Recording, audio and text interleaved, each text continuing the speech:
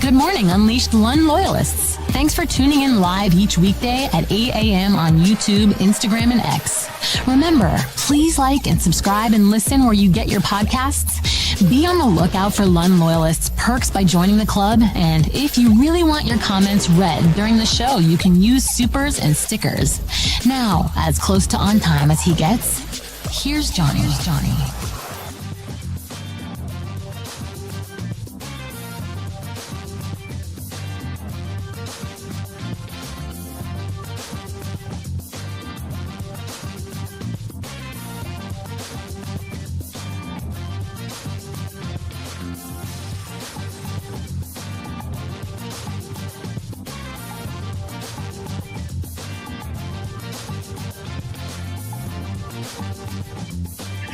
Oh, yes. Thanks for joining us. Happy Monday. I hope you are tremendous. I have like 18 screens in front of me now, so I'm navigating everything. I'm trying to be a professional around here. Got like 10 different screens going on. My wife over the weekend bought me another laptop, so I've got like 5 screens going on at the same time so I can see all the chats and everything. I think she felt bad that she left me with the 6 teenage girls, which I still haven't recovered from. You can see in my eyes. Very tired. Did not know that 6 teenage girls would stay up until 4:30 and then wake up at 7:30. But as I told you on Friday or Saturday, they all start to run together. That is no excuse. I will not put back my responsibilities to you, the Sweet Clean listener, viewer, and the such, because we have a ton with the Super Bowl and comping the 49ers and the Warriors and Mahomes and referees and upset and bills and all these sort of things. Plus, Robert Sala is officially official, so we just have a ton. So we'll do the teenager update a little bit later on in the show. If you're new, you're like, teenager update? What is wrong with you, creepy guy? I'll explain, and it will make sense, and hopefully you won't think I am creepy. But thank you. We will do the roll call, and welcome everybody on a Monday. Thank you for making the time. You know, there's a lot of decisions out there, especially for your 49ers and NFL news, and I think I have an above average show for you today as well. If you are new, and if you are not, there is your chalkboard off to the right that says episode 42. So Sala is officially official. Why the 49ers are absolutely positively better. Not only did I do a show on it, or like a 10-minute story of the day on Saturday, but I wrote a piece that I think you should check out as well. And I think it will give you optimism, despite the fact, as I put on the cover today, and this is not something I want to make this clear because everybody's running with this. Christian McCaffrey did not say that I hope both teams lose last night or after the game. This was a few years ago when Kansas City and Philly were in the Super Bowl after, of course, the whole Brock thing and the NFC Championship game debacle in Philadelphia. And then he was on Radio Row. We were actually there, standing there. He was actually there on with NFL Network, and he said when it came to Philadelphia and Kansas City, I hope both teams lose. So we'll revisit that today, and that's why it is today's cover. So Kansas City, Philadelphia, Patrick Mahomes, we have to admit it. The Chiefs, if you're angry about it, it's kind of what the rest of the NBA felt about the Warriors at the time. The Bills, the 49ers can fill the Bills team and fans a pain. So we'll get into that. New Orleans, which I can't say enough good things as a Super Bowl city about New Orleans. I've been about everywhere, covered about every Super Bowl Radio Row-ish around, and I think that New Orleans is by far the best. Random means, if you're new here, that we just get into random stuff, because what people do is they go on the chat line and start trying to get me off my game, which is quite easy to do. Teenager update, just because there's so much. I might lead with teenager update if it was like Tuesday or Wednesday or Thursday, but there's so much to get to that I'll save that for a little bit later. But like I said, you can just see by the lack of sleep in my eyes that it was much more challenging than I ever could have imagined. So we'll get into that as well in a Sweet Clean, family-friendly Caboose pistol. Thank you not only for the fine listeners and viewers on YouTube, much appreciated that you would tune into John Lund Unleashed Pod on YouTube today. Please make sure that you are subscribing, tell all your friends and enemies, liking, all those kind of things. We're also on X, and I've got that in front of me. We're also on Instagram this morning, as we always are, and I have that in front of me. So with all these different screens, I can see everybody chatting. So thank you so much for exposing yourself to the show. Well, that was weird how I said that, but you get the idea. You get the drift on this whole thing. We are here 8 a.m. Monday through Friday. Saturdays, we start up at 10 a.m. and random times throughout the day. And rather than telling you all these social media places I'm on, which I'm on all of them, simply go to johnlundunleashed.com. All the archives for the podcast, for the YouTube shows, and always, in addition to the live show at 8 a.m. Pacific, we do a story of the day, which I post not only the video of, but also right around that as well, kind of like this. And then we'll get into things like Saturday, for example, story of the day. And let me pop this up. I forgot I just popped it up and I assumed you knew. Let me just present the sharing of the screen. I forgot I got to do all this stuff. But there you go. That is Saturday's story of the day, as you can see right there. So there's a little video right there that I did. And then after I said subscribe, there is the reasons why the 49ers will be better next year. Sala officially back, officially official. Easiest schedule in the NFL. I'm just browsing this quickly, and you can go to it after the show, of course. Picks will be better from 2024. 2025 draft capital, which they have a ton of. The offense returns. McCaffrey, they still got to get that offensive line fixed. Not so special teams they'll fix. And then, as I say at the bottom there, the anticipated improvements. This is the only paragraph I'll read here. This is purely based on the sports gods who don't generally give you the type of season the 49ers endured in 2024, 2 seasons in a row. I've already mentioned at the top of the piece about the holdouts, hold-ins, injuries, personal issues, general stench in the 2024 49ers season air. Those things tend to even out season to season. No science, no analytics. It's just how sports goes, especially for an organization as solid as the 49ers. So that's how I ended things as I zipped through. And to hurt your eyes there, that's the story of the day, which still is irrelevant this day, even though I wrote it on Saturday. So again, that's part of the website there, johnlundunleashed.com, and you can check that out. So we update that thing every single day and make sure that everything's good to go. So there you go. That is the story of the day on Saturday. All right, let's say good morning after, what did that take me? 7 minutes to get through? Love of God, man. Lund, get faster. Good morning to Steve Tacky, who was the first one I saw in this morning, by the way. Jacob is here. AJ Joy, Frisco native 415-5950 is here. Who else we have? Hurley Bird, our friend, is here as well. By the way, 5950 is a new era 84, because if somebody can help me with this, I don't block anybody. Now, we have done a nice job, I believe, and this has nothing to do with me and everything to do with you, which is I want to have stress-free, just no hate in here. There's enough going on in the country. I'm not going to get on a soapbox. I'm not political, anything like that. I just think we should have fun. It's sports. We don't have to get too pissed off. I know we have passion about it, but no hate in the room. And I think we've done a really nice job of that. And everybody seems to get along. And because we have differing sports opinions or different teams or whatever, doesn't mean we have to get pissed off. I like different opinions. I think everybody is great here, and it's been really great. So as we continue to do this, hopefully we can continue to send that message, because that's really the only rule around here. So absolutely awesome that we've been able to do that. JJ Rader is here. Jesus is here. Did I say good morning to Scott? Baba Booey. Senior softball games is here. John Holmes, my good friend, who, by the way, great contribution the other day. Good morning, John Holmes. You are always a favorite, even though I love all the children the same. Vernon is here. Khalil, Sports Girl for Life. Jason. So anyway, good morning to everyone. If I missed you, I'm sorry, and I'm sure I'll hit you up throughout the show, but I always like to acknowledge that everybody is here today, and happy Monday, no matter how you are watching or listening. All right, let's get to everything. Let's do quickly. I just want to go Sala officially official, and then we can move on to a lot of Super Bowl discussions. Officially official, and this is what I got in my email box on Saturday morning. No insiders, no need. There you go. News release was in my box on Saturday. Robert Sala officially, and you can see right there, Sala. So make sure that you're saying it correctly. Booger McFarland, 45 years old, returns to the 49ers, blah, blah, blah. You know all the officials. But if anybody says, I don't know if he signed his contract, kind of like what happened with Liam Cohen in Tampa Bay, the 49ers will not release anything unless pen is to paper. So pen is been put to paper. And there is no maybe, what if New Orleans, which is the only job still available, were to come after him. Not happening. The Niners do not release before pen is to paper. So that is officially official. And as I said, when I showed you this ever so briefly in terms of the story of the day, why they'll be back. And look, will all of this happen? No. But if you go and read the piece, Sala being back, the easiest schedule in the NFL, it's a .415 winning percentage. And if you have season tickets, I really feel bad for you. because if you go back and you look at that, there is one, count them, one playoff team on the 49ers home schedule from 2024, and that is the Rams.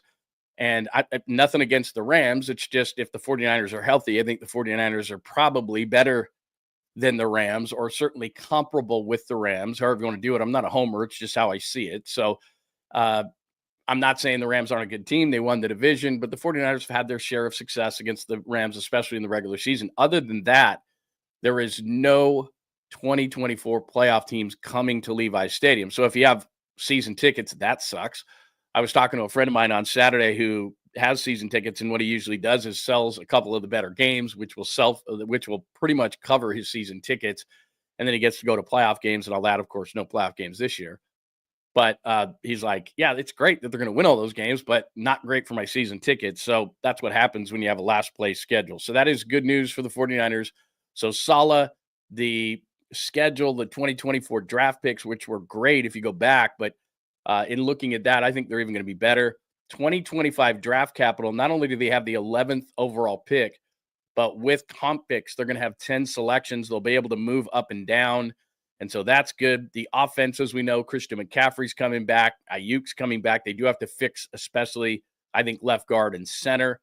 They can't be worse in special teams, can they? And then I talked to you about anticipated improvements. So some of the things I wrote about this weekend where I think it is definite that the 49ers will be a better team, especially with just average health. So that's the 49ers situation. In terms of the Super Bowl itself, let me just play this CMC thing, since it's going to be, I think, around here kind of a talked about and played over and over and over. So just so that you know where this comes from.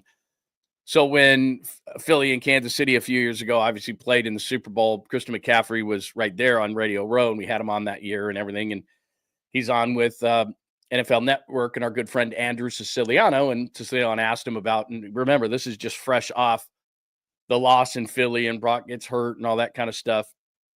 And so clearly CMC, he's a little bit bitter. And so this is where he said the famous quote that is all over the place now. I hope both teams lose. This is Philly and Kansas City, but this is a few years ago on Radio Row at the Super Bowl.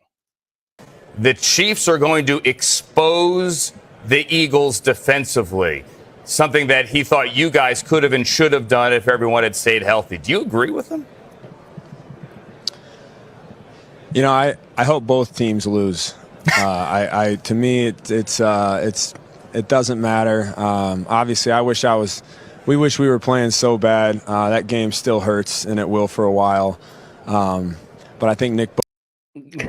Yeah, we don't need to play the rest of it. His famous quote, which will go around and around and around, and people go, "Did he just say that?" No, he said that a while ago. But anyway, I hope both teams lose, and I'll ask you this. I'll pose the question to you, because you probably thought the same thing as I was watching that game, or watching both those games actually. And got to give Philly credit. Would they have 6 rushing touchdowns? Saquon Barkley, especially that first run from scrimmage, it was very Christian McCaffrey-like. And I'm going to comp today the Eagles from this year and the 49ers of last year. And so I think it's going to be a good Super Bowl. It's just, of the two NFC teams, I would rather have had Washington, although I thought Philly was going to win the game. And you saw early on, Washington had the fumble before the half. They had the fumble in the second half. I mean, they got blown out, but they had a couple of turnovers, which obviously, and the run by Barkley. But Barkley, whether you want to be a hater, like I kind of am being today, you got to admit that Philadelphia just absolutely mauled them, especially through the run. And I'm going to do a little bit of comp on Philly and the 49ers and how they can follow the Philly blueprint I've put there, Philly blueprint. I'll explain what that means a little bit later. So that was one of the games. Then you get to the second game, and I think we were all Bills fans. I don't even have to say I think, unless you have a friend or unless you're Taylor Swift, nobody's rooting for Kansas City. But they go out and they beat Buffalo, and the same old thing with the Chiefs. And I've said this as a philosophy on the show all the time. I don't buy that officials win games. You can disagree. We're going to play some of those cuts from the controversy, whether it be the fourth down or whether it be the worthy catch or whatever. It just always seems like there's something. So if it's not Mahomes sliding and getting a call or trying to stumble out of bounds and get a call, it always just seems like there's referee stuff around the Chiefs. But there are also plays that the Bills should have made and probably could have won that game. But it comes down to me, it's kind of like when Jordan was playing in the NBA. you could make Jordan the MVP every year, but sometimes you just give it to somebody else. And all it did was piss off Jordan, because I remember covering an NBA Finals in '98, and Karl Malone got was the regular season MVP, and it just drove Jordan like crazy. And then at the end of the finals, I remember interviewing Jordan, and he said, "Is Karl Malone still the MVP?" Because you could make Jordan the MVP every year, and it's the same thing with Mahomes. I don't care what his regular season numbers are. I don't care what the offense does. All of a sudden, as we all know too well here with the 49ers, if it's a close game late, the Chiefs are winning. So we can hate all we want on the Chiefs, but 15 is going to win the game. And then all this stuff, I don't know how you feel about this, but all the stuff afterwards, and they got to comp Brady to Mahomes. They got to look, I don't know who's the greatest. It could be Joe. It could be Brady. It could be Mahomes at some point. It could be whoever you want. The reality is this: if you're talked about in the conversation, that's really all I would care about. Like, if you can't, it's impossible to say who's the greatest. I watched Jordan in the NBA, saw so many clutch moments, covered those games. I think Jordan's the best, but there's an argument for LeBron, just because you watch LeBron, and we're not going to do a lot of Warriors today, but you watch LeBron on Saturday night against the Warriors. He's 40 doing this stuff. And I don't like all his stuff, and I don't like his self-promotion of Crown I've told you about. And I don't like his Taco Tuesday stuff, and I don't like how corny he is. And I don't like I'm taking my talents to South Beach. I don't like any of those things. But as a guy who tries to be fairly objective on all this stuff, you can't deny that there's a case to be made for him. And there's a case to be made for Brady, and a case to be made for Mahomes at some point. Here's all I know about Mahomes. If he has the ball and it's close, you're screwed. That's just how it is. We know that. I'm not breaking any news for you or anybody that's a fan base not in Kansas City. You just know. Like, you're watching that game going, Josh Allen has had an MVP season. Josh Allen might be the MVP. He's not going to win this game. And Dalton Kincaid should have made that catch, or Josh Allen should have went out and hit Khalil Shakur on the ball to the left, or he could have hit the running back Johnson over the middle. There's just all these things that Josh Allen could have done. Kincaid should have caught that ball, but it just didn't work. And you can talk about officials or the fourth down, or there's a number of different things that people are talking about, or a holding or a block in the back and the punt return. Everybody is sitting there going to social media, throwing all these things why Kansas City shouldn't have won that game. They have 15. They have 15, and I know it's painful for us, but that's why I put up there Kansas City equals Golden State. We know all too well around here, Steph Curry and Patrick Mahomes are essentially the same person playing different sports. I know Steph's older. I mean, I'm not technically saying they are literally spawned from, the same parents, but what I'm simply saying is that for all the things we love about Steph Curry, just surgically going in and ripping other teams' hearts out, not even surgically, just with his hand, just like, I'm taking it, and winning games and dancing down the court and smiling. They're the same person.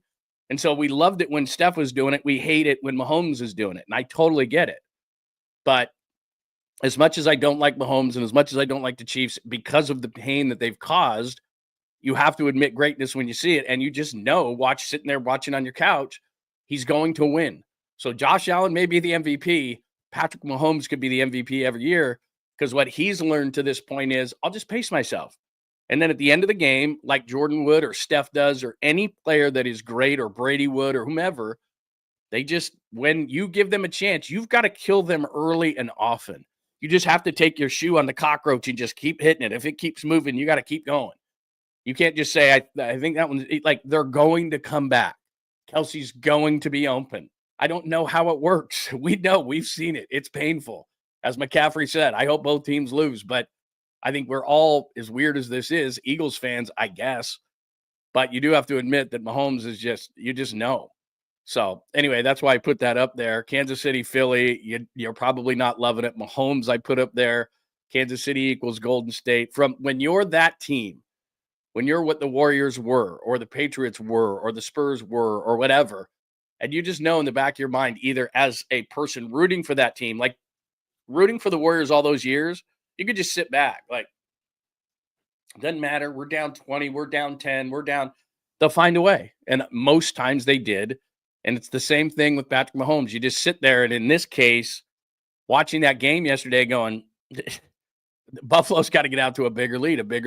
It's the same way the Super Bowl felt to me last year was, if you're kicking field goals or if you're allowing him to be in the game, if it's just kind of cruising along, and then all of a sudden He's just going to make that play at the end of the game, and that's exactly what he did. So let me play a couple of these things because these are the debates that everybody is having today about all this stuff. Let me see. Let's put this in order a little bit. First of all, the Bills' fourth down, and I want to change something about. Let me play this first, and you all know if the Bills get this fourth down, it's kind of like one of those, Tart makes the catch against the Rams, right? If they get this fourth down and they have an opportunity to win the game at this point, it's really impossible to kind of see where this ball is. And everybody's doing overheads now this morning. I didn't have a chance to put it in the system to show you. Maybe I'll try to do it as the show gets going. But this is the fourth down play that everybody's talking about today. Did Josh Allen get this fourth down or not? So, tucking it and now going, reaching for it. It's as close. I was looking from the other side where the football is right there. Does he get enough to get to that line? Just had to get to that line. All right. Now, there's a couple of different things. And this isn't – I'm looking at this objectively. I wanted the Bills to win. I wanted the Bills to go to the Super Bowl and stay out of Kansas City. But I'm not going to sit here and homer out on it and say it was a first down because I don't know. What I do know is both officials came in. One had it called as a first down, and it looked like he had a much clearer view. Then the second official came down from the bottom where the scrum was, and he called it short. And you're never going to get a play like that once it was called on the field a certain way, turned over, because you just couldn't see where the ball was. Even a lot of people are saying, well, and then from the overhead, look, it did look like maybe he had the first down, but I couldn't say definitively, and that's the problem with the replay system. So rather than going in, this is where I think they're making a mistake in the NFL, and it's not because Kansas City got the benefit of the doubt here. This is just in general, and I've thought about it for a long time. If you're going to go to replay, there should not be a bias in the replay. So in other words, let's protect the zebra. Let's protect the official because he said or she said that it was either a first down or wasn't, or was, whatever the call may be. All right, so you're biased going into the replay. So however they called it on the field, there are different ways, and you probably know this. If a call has been confirmed, that means they saw something on the video that could tell them that, yes, that was the right call. Or they come back and they basically have a call of play stands, not because they could confirm something, but the play stands as called because that's the way it goes. And then, of course, if it's turned over, then they saw enough to go the other way. So that's the three ways that you can do it. You can confirm the call, which means you saw enough to say, yes, definitely that was the right call. You can say the play stands, which says we don't have enough to overturn the play, or if the play is overturned, then they've obviously had enough to overturn the call. So those are the three ways. What they really need to do in the NFL is say, if a play is up for review, I don't care what the play was called on the field. Objectively, this is the way it should be done. Objectively look at the play. Erase the fact of how it was called on the field, because if you thought it was called right on the field, you wouldn't go back to replay. So call it correctly. Now, does that mean it would have been a first down? I don't know. I don't know, Mr. Hand. But the point is that just go into it objectively, because there wouldn't be a replay unless there was a question. So erase the bias. You have a bias going in that says the official was clearly right. Well, in that split second, you don't know if he or she was right. So just go back and say, we're looking at this completely objectively, and however the camera with 19 different angles and 5 minutes to look at it, it should be completely objective to what that person sitting away from all the chaos and everything else just looks at a TV screen like we do when we're sitting at home and says, what's the correct call? Not protecting the zebra. Throw that out. That shouldn't matter at all in any sport. It doesn't matter how it was called.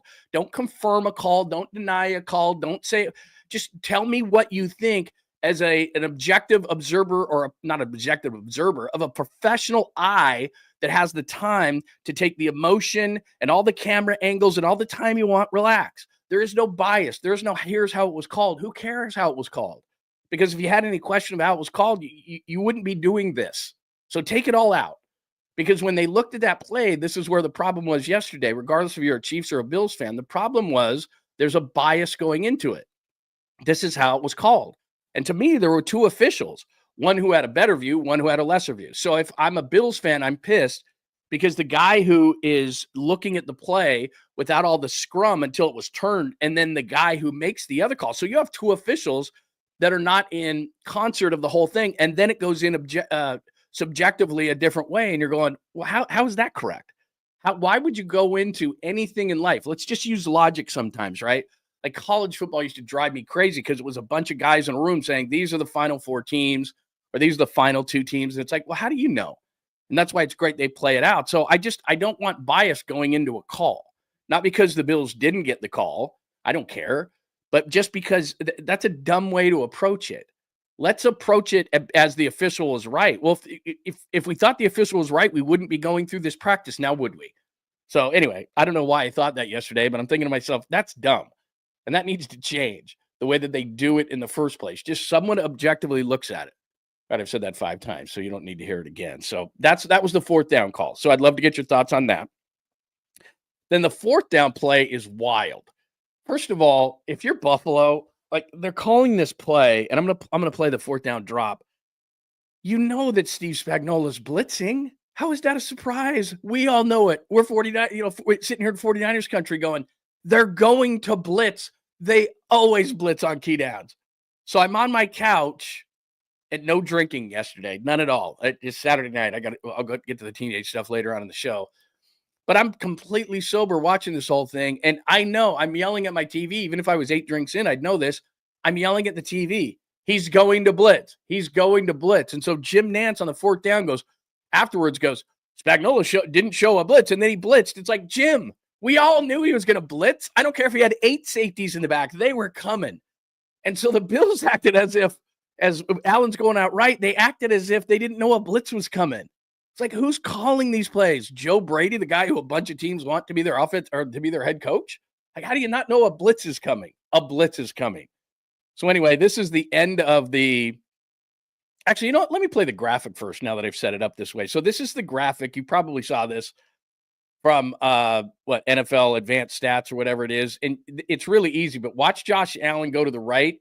And then watch Shakur 10. He's wide open. The back across the middle is wide open. And everybody's going, Josh Allen should have thrown it. But because he went out right, and that's where the blitz is coming from, he couldn't see those guys to the left. So you see 10 in motion. He's going to come back out. He's wide open. 26 across the middle is wide open, but he's going right. Let me play that again for you. He's going right. He can't see it. He can't see this stuff. So you can see there's 2 guys to the left open, but watch Allen go right, and then here comes the blitz, and he can't go back left. He can't see it. So then he has to throw it to Dalton Kincaid, who drops it one last time. Sorry, I know you're smart. I'm just trying to point this out. So you know the blitz is coming. I don't care. So they come, and these guys are open. 26 and 10 are open to the left. He can't see them. So they had to have a better play call. But having said that now, all right, Dalton Kincaid, the tight end out of Utah, still should have caught the ball. Here's Kincaid's drop. Oh, dude. How about that pass getting there? I can't believe he actually gave his team a chance. I mean, that's... I mean, you just... It's heartbreaking. You got to catch this. Oh. How about that pass getting there? I can't... Ugh. So anyway, there's the 4th down play. And this is back to my theory of people can talk about the punt return, multiple blocks in the back that got Kansas City on the board there. They can talk about whether that was a first down. They can, all these different things. And fans come at me all the time. Refs can cost a game, Lund. Refs can cost a game. Da, da, da, da, da. As I always tell you, there's over 100 plays. 60 offense, 60 defense. I didn't look at the chart yesterday, but that's generally the case. 60, 70 plays offensively. 110, 120 plays a game. If Dalton Kincaid makes that catch, Buffalo converts to 4th down. Should he have caught that ball? Yeah. Should Josh Allen have seen the other players out to the left? He knows the play call. Yeah. Should Joe Brady, the offensive coordinator of the Bills, know that Steve Spagnuolo's bringing safeties and bringing a blitz? Absolutely. All those things are on the Bills' shoulders. So everybody wants to yell and scream and show all these videos of missed calls and referees in the Chiefs' pockets. And I do hate the fact that I'm kind of sound like I'm defending Kansas City because I don't want to do that. That's bad for ratings. People are like, the hell with it. You hear Lund? See Lund? He's defending the Chiefs. I'm not doing that. I'm simply saying that philosophically, while those are low-hanging fruit to me, or that is low-hanging fruit to say officials, and I get it. Do they get some help? Probably. But we all know that superstar players get calls like Mahomes does. That's just how it is. So when it happens for your team, you're like, woohoo, yay. And when it doesn't, then it's against your team to go, what the hell, bro? This has got to be objective. Well, it's just not. They're human beings. We talked about it before. So, but they had opportunities to make plays. If Josh Allen sees two wide open players to his left, 10 and 26, they convert the fourth down, wide open. If 86 makes a catch, Kincaid, that went off his hands, they're in business. They may win that game. So am I saying the Zebras helped? Didn't help Buffalo. I get it. Should the fourth down play have been different? I just complained and cried about the way that they should actually approach replay now, not with an not with a subjective eye, but with an objective eye, which they don't. So yeah, that's an issue. But still, it comes down to Josh Allen is probably going to be named MVP, he or Lamar Jackson, but he's going to be in the top two. Mahomes is not. And yet Mahomes, when plays needed to be made plays. And does Kelsey make that catch diving back that Kincaid, the tight end for the Bills, doesn't? Probably. That's what good teams, great teams, dynasty teams, that's what they do. They are given opportunities, and then they cash in on said opportunities. And what teams do, unfortunately, because you could switch out the red, white, and blue of the Bills for the red and gold of the Niners, and it looked like the same damn team to me. And I think that's why we could all relate sitting on our couches or whatever we were doing watching that game going, this looks all too familiar. 15 winning a game, my team not making a play, and then everybody afterwards blaming the officials. And I don't want to defend the Chiefs. I'm just explaining that as I looked at my social media, both after the game and today, all it was the zebras, and all those memes with the red stripes and people, officials and Patrick Mahomes kissing each other and all that kind of stuff. And I went, hey, I get it. And I'm not totally against you, but when you see plays like that from an offensive coordinator failing to Josh Allen, maybe the MVP failing and not seeing guys, to Dalton Kincaid, a former first-round pick tight end, diving back to a ball that probably 9 times out of 10 he catches. And when you don't make plays, and we all know this as 49ers fans, there are 1, 2, 3 plays in a game that decide whether Kansas City continues the dynasty or a team like the Bills or the 49ers knocks them off. That's all it really is. It comes down to that. Let's go back to the Super Bowl. I'm sorry, this is painful. If Dre Greenlaw doesn't get hit or hurt, if Ray McCloud, the ball doesn't go off of him, if they make one of those third downs and don't have to kick field goals, we could say 10 plays. But why is it every single time Kansas City plays that all of a sudden those plays get made by them and not by the opposition? Because 15, because 87, and I know it's overexposed and we hate it, but it's not a coincidence. It's not a coincidence when Steph Curry continues to make those plays when they were in their prime and the other teams didn't. James Harden didn't make those plays. Steph Curry did. It's not an accident. Damn, those officials continue to help Steph Curry. That's what everybody around the league said. And we all said that's Steph Curry being great, one of the all-time greats. And that's what happens. Those kind of players, they may get some help, but the Jordans make those plays, and the Stephs make those plays, and the Brady's make those plays, and the Mahomes make those plays, and the Montanas make those plays, and we love it when it's going our way, and we hate it when it goes the other way, and so we got to find somebody to blame. And we don't want to blame our players because we have their jersey, and we like them. That's how it kind of goes. You with me? Knock on wood if you're with me. And if you're not, totally cool. If you continue to say, look, man, it is biased, that's cool. If that's your opinion, I totally get it. At Lost Crew, I feel you, brother. I do. I'm trying to be objective about the whole thing. And as you watch, the one thing I'll say is, and believe me, brother, we don't have to agree on it, and we can still be great friends. And I understand that it's painful and it hurts, but maybe this will help in the long run. We have to acknowledge greatness. We have to acknowledge greatness. And I get you. I do. I feel you the same way. I do. It hurts. But when it's our guy, when it's Curry doing it, or when it's somebody, we've all had this for the most part. We've all had a great player on our team through the years. And when they're getting it, we love it. When they get the calls, when they make the play, we love it. So the Montana is the perfect if you want to stay football. Curry is the perfect if you want to go Bay Area, whatever the case may be. We love that. But when it's against us, we got to find ways to hate on it. And I totally understand it. It's how we work as sports fans. All right, I'm done. I'm done with Kansas City. You're right. Ultimately, you are right, and I'm wrong. I'm done giving him that. Kansas City Mahomes get that 4th and 1 conversion from the officials. I've seen the overheads. It's just really hard. And all I'm saying simply is you've got to go into this is where I will say this might be a Kansas City thing, which is you have to go into, and I think they need to change the rule. I don't know if they will, but they need to go into replays objectively. And that to me is, that could hurt your team, help your team, whatever. But we wouldn't be looking at it if we thought it was the right call. We think it might be the wrong call. So go into it objectively. Maybe it's right, maybe it's wrong. What I see is this. So separate from the call on the field should be, I'm the replay official, I'll make the call. You've asked me to make the call. So why should I have bias going into the call? Here's what I see. Doesn't matter how it was called on the field. I think that's a major problem with all sports. Oh, we want to protect. But all they're trying to do, and we got to get Pereira on the show. All they're doing is trying to protect the official. The official was right. Just go into it objectively. Why do we have to have a bias going into a replay call? I don't understand that. I don't like that. Let's see, Jacob. Here we go. This will get us off the Chiefs. Jacob says, rooting for Vic Fangio to earn his first Super Bowl ring. So let me give you something fun that I was thinking about this morning, and it'll get us off Kansas City, and people are getting bitter and angry at me, and I totally understand why. I really do. I understand, because as interesting as that angle is to me, after a while, it's like, stop heaping praise. I get it. Okay, I get it. I don't want you to leave. Don't leave. I'll stop. All right, let's go to this, because if you know anything about the show, what I try to do is I'll watch the show watch a game in a certain way, and I just can't help it. And it's like, okay, how would the 49ers fare? How could they compare? Or how could they? So I'm watching the game, and the 49ers don't have a Patrick Mahomes, clearly, and this is the last time I'm going to mention him, hopefully. But they don't have that. So who are they most similar to, right? Well, they're most similar to Philadelphia. Now, I don't mean that from a fan base standpoint, but stay with me for a second here. As we've talked about Robert Saleh coming back, Philadelphia had Vic Fangio. They got Vic Fangio.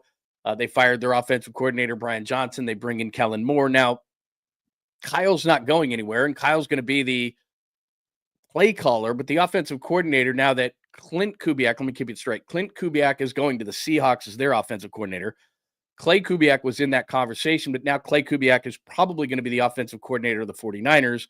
That's a trusted voice that Kyle Shanahan has, so that's going to really help, and I've kind of squawked about that for a little bit. But let me comp Philadelphia and the 49ers. Saquon Barkley, who was great yesterday, is having the kind of season that Christian McCaffrey had last season, so you got that going on. I think that Brock Purdy is at least as good as Jalen Hurts. They're different kind of quarterbacks, but where Hurts has the athleticism and the running ability and all these kind of things, Brock sees the field much better. They're different, but I think they're comparable in terms of, if you want to say who is a top 10 or whatever quarterback, I think they're comparable in that way, even though they get the job done differently. But let me go back to, and I've said this a lot of times, if you're looking on the screen right now, you can see a green and a yellow, and let me explain exactly what that means. But what I'm saying here is, and I've talked about it a lot. So the yellow is drafted guys. And I didn't put some guys in there, like you look at their left tackle, for example, he was drafted back in 18 in the 7th round, but things are done through the draft. Now, did they get some great moves as far as trades and free agent pickups? Yeah, that's green. So A.J. Brown, they steal from Tennessee. Mekhi Becton was a washout with the Jets at tackle, but they made him a mauling guard. Saquon Barkley, nice job, Giants. Really appreciate you there. Zach Bond was a complete get from New Orleans. He was a special teams guy that turned into a Pro Bowl linebacker. Darius Slay, they got from Detroit years ago. Chauncey Gardner-Johnson, they signed. So they've been smart, Howie Roseman and company, in trades and free agency. But here's where the 49ers, as I've talked about the trenches over the last number of shows, this is where they really have to focus themselves. Now, Lane Johnson was a first-rounder, as you can see, at right tackle in 2013, so it says 13-1. That means the 2013 draft first-round pick. But let's look at the rest of this. Landon Dickerson at center, who's actually a left guard. Cam Jurgens is out. That's why they have him back there. But Cam Jurgens is their starting center and will be in the Super Bowl. He was a 22nd second-round pick. Landon Dickerson will slide back over to guard. 2021 second-round pick. You go to their defensive line, and this is really where they've changed, and this is where the 49ers need to be more like the Eagles in this way. Jordan Davis, a massive defensive tackle from Georgia, which is their whole defense. 2022 first-round pick. Jalen Carter slid to 10 and 23. First-round pick, defensive tackle. Nolan Smith is a 4.3, 4.4 defensive end. Super fast.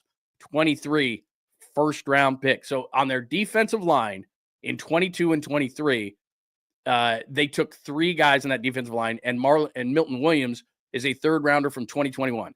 So all 4 starters are from the 21, 22, or 23 draft on that defensive line.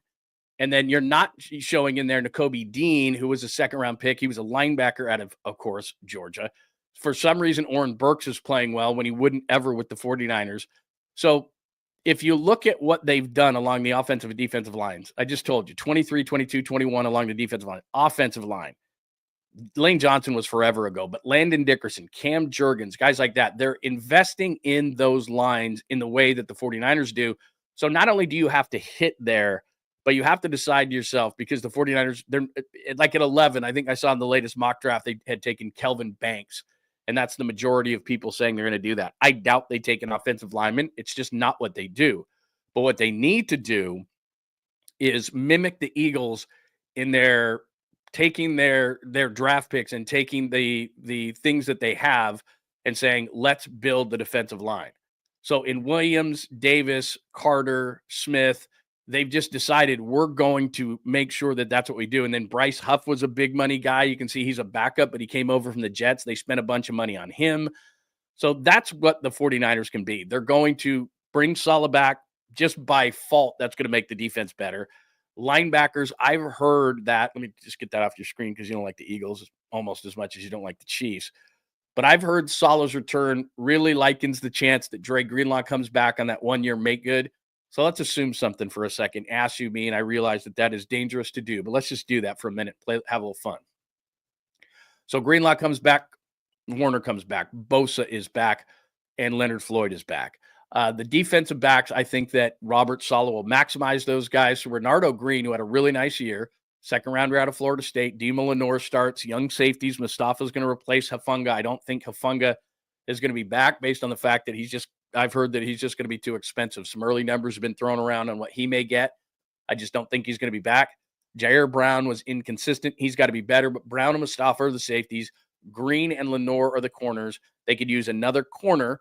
I don't think they're going to go 1st-round pick with that, but who knows, depending on who drops. But if they go out and do what Philly did, which is why I put that on the board, and they really put resources to the interior of the defensive line, which I think they need to do, then all of a sudden your defense, with new defensive coordinator like Philadelphia did with Vic Fangio, I think your defense is generally fixed. I could be wrong. Offensively, McCaffrey's back. Ayuk's back. Pearsall's got another year. Got to fix the offensive line like the defensive line. They won't put in those resources. I don't think these are going to be later round guys, but it's going to be Trent Williams at left tackle. Of course, it's going to be Pooney, who's an all-rookie guy at right guard. McKivitz is still going to be your right tackle, whether you like it or not. And the improvement is going to have to come from center, where Brendel was always on the ground, and Banks, who former 2nd-round pick out of Notre Dame, just hasn't worked and really wasn't a scheme fit because he just couldn't move well enough at left guard. So left guard center's got to be something that they improve so they can run the ball again like they used to and bully people. But it's got to be the interior of the defensive line, which you saw Philadelphia in Jordan Davis and Jalen Carter go back-to-back #1 picks. And they've done a really nice job. You put Vic in there, and all of a sudden Philly's defense goes from one of the worst to one of the best. Now, the 49ers haven't been one of the worst, but I would say over the last year and a half, so the last half of 22 or 23 and then 24, they couldn't stop the run. And that goes back to the interior of the defensive line. And Jalen Carter's turning into a monster. Davis is okay, but he's 330 pounds. You can't root him out of there. So that's something that they got to do. So whether it's a combination, which Philadelphia, that's the other thing, Philly, and I don't want to put it back up there. And I don't want to go from giving Kansas City praise to giving Philly praise, but Howie Roseman's done a hell of a job between free agency trades, but mostly young players through the draft. And that's where, with the 11th overall pick, the 49ers have got to do it. And we're not going to go deep draft today, but the point is that if you look at Philly, you look at it and you say, that's what the 49ers defense could be next year, and they're going to score. Like, it's never going to be a question of, will the 49ers score? McCaffrey and Ayuk are back. Kittle just had a great year. Do they need to fix, like I said, some of the offensive line on the inside? Yeah, but they're going to score. They're going to score points. So it comes back to, that's why the Sala hire is so big. He will fix the defense. But as I say in the piece over the weekend, he's not a magician. So if you don't get him some pieces, he's not going to be a guy that's just, he makes good great. That's what I think Sala can be. He can make good great. He can't make trash great. He can make good great. And so they've got to make some moves there. Does that make any sense? That's why I had the Philly stuff, the Philly blueprint up there on the screen. That's why I had the Philly blueprint up there on the screen. So we got away from the Chiefs there. What did you think of that? That work for you or no? The blueprint of Philly. And by the way, I'll just ask this question as a Monday general question. No one's rooting for the Chiefs in this room, are they? Not that I care. I mean, if you want to, that's fine. But right? Nobody's rooting for them. Am I right in that? Let's see. What do we got? Let's see.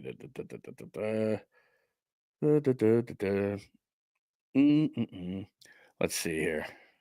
Sorry, I'm just reading as we're going here. Just want to make sure that I'm not missing something. Yeah, I think we're good. Yeah, nobody's throwing me off on any way, shape, or form. It's very nice. Okay. By the way, lots of good new names in here. Very nice, man. Mike 34, good to see you. Yeah, I don't disagree with you. I wouldn't say that both lines are bad and old. Bosa is not old. Floyd would be better served as a third down guy. The offensive line, I wouldn't say Pooney's old. Brendel and Banks are the guys that need to be replaced. McKivitz, as much as we don't want to admit it, was average to above average at right tackle. Trent is old. I'll give you that by NFL terms at almost 37. But if you don't say he's the best left tackle in the game, and he may not anymore, he's certainly top 5. So if he stays around, I'm not talking about it long term. I'm simply saying that short term, Trent Williams at left tackle is one of the better ones. Pooney at right guard is one of the better ones. McKivitz at right tackle is serviceable. Your guard and center need to be replaced, because if you want to bully people and you start looking at the NFC now, and I really haven't, by the way, this is one thing, and this is on me. So we often talk about the NFC next year, and we say Detroit, and we say Philly, and we say Minnesota, and we may say Green Bay. We're leaving Washington out of that. And while Washington, at the end of the day, got blown out yesterday, you can see that they're probably not going anywhere, and they're actually on the ascend. Now, I've said this before, just because Jalen Daniels had a tremendous rookie season does not mean that you can put him in the bank 100%. Everybody always assumes that, like, oh, man, he was such a great rookie. The whole offseason, the NFC East is just, how do we do this? How do we do this? And they're going to come to the conclusion of, he's a thin guy and we're going to try to hit him. Now, he's going to try to get bigger in the offseason. But again, if you want to do a comp to Steph Curry, he's got to do what Curry did, which is you got to get bigger, you got to get stronger, you're going to have to withstand some things, because the way teams are going to do it with him is you've got to hit him and hit him and hit him. And that's what happened to RG3 with the exact same team, different name, same team. But he looked good, and they built an offense. The Shanahans built an offense around him. And then teams that next offseason said, we're going to hit him. Haloti Ngata landed on him. Seattle hit him in that playoff game. All of a sudden it was like, okay, I see what we're going to try to do. It's real simple. They're going to give him the Curry treatment, or they're going to give him the RG3 treatment. They're going to see if he can survive that. That's going to be next year for Jaden Daniels. Oh, you're going to run? Okay. So you might, Josh Allen, 6'5", 240. Patrick Mahomes gets out of bounds. Like, you've got to figure out, okay, this guy is going to give us, this guy's going to do certain things. We've got to do certain things, and he's going to adjust. And it's the thing we talk about all the time. I think Jaden Daniels is great. He has tremendous poise. I really like it. He made some throws, especially in the playoffs, where he went, damn. But any rookie in my mind is not 100% until they go through it another time. Like, okay, you did it, do it again. And if you do it again, then it's like, okay, he is it, or she is it. But you have to go through it again. You have to go through it twice before somebody's going to say, okay, that's it. I don't disagree with this at all. Defensive line is Bosa, and I get it, because if you want to be real, Leonard Floyd would be best served as a third down guy at this point of his career. He's thin. Bring him in on third down. They need a base end. I'm trying to think of the defensive tackles at all. And Malik Collins was good early, faded late. I thought Jordan Elliott was going to be a lot better, because you remember with Cleveland, he was a great run stuffer. He really wasn't with the 49ers.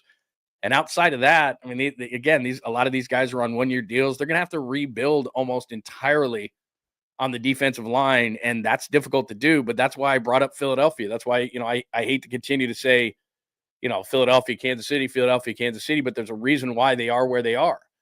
And so if I'm the 49ers, and imitation is the greatest form of flattery, we know that. So when a team wins, we go, how can we be that team? This happens in every single sport.